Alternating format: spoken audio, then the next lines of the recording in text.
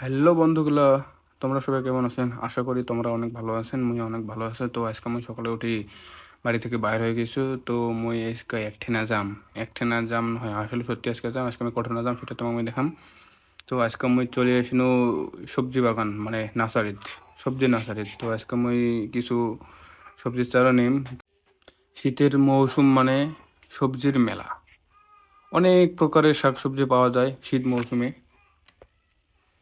তো মোর আজকে আসার উদ্দেশ্য হচ্ছে যে মুই কিছু পাতাকপির চারা নিম, কিন্তু এটা না পাওনা নাই সেটা ঠিক জানো না। তো মুই আজকে দেখি রাশিনু, যদি চারা পাও তো অবশ্যই চারা নিম।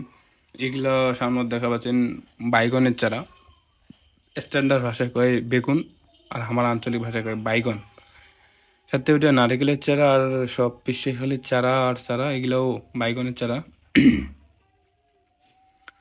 সাথে এই যে চতুর্পাশে দেখেছেন কিন্তু নেট দিয়ে ঘেরাও দেওয়া। এই নেটগুলো কেন দিছি? নেটগুলো দিছি যেন ওই চারাগুলার কোনো ক্ষতি না হয় বা চারাগুলো ঠেনে কোনো ময়লা আবর্জনা যেন না পড়ে। সেজন্য চারাগুলা খুব সতর্কভাবে চারাগুলা বড় করে। তো নেটটা দেওয়ার কারণে হচ্ছে যেন কোনো পোকামাকড় যেন আক্রমণ না করে, আর কোনো ময়লা যেন না পড়ে, চারাগুলা যেন কোনো কোনো ক্ষতি না হয়।